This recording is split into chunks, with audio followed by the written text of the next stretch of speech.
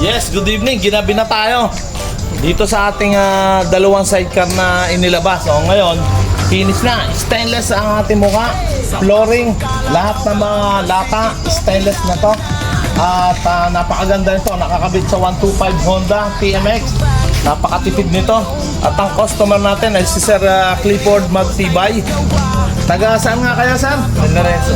San Lorenzo. Parang kakawigin lang to ng anak ni Rudy Fernandez eh.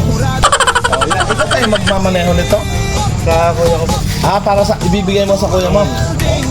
Swerte mo kuya mo. Eto na. Okay na. Napakaganda. Sa lahat ng mga nakakapanood nito na gusto magpagawa, punta lang kayo dito sa Duma Welding Shop.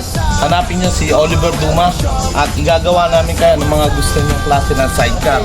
May back to back, may limahan tayo, may box, may panegosyo, at marami pang iba. Lahat ng winner welding ginagawa dito sa Duma Welding Shop. Okay?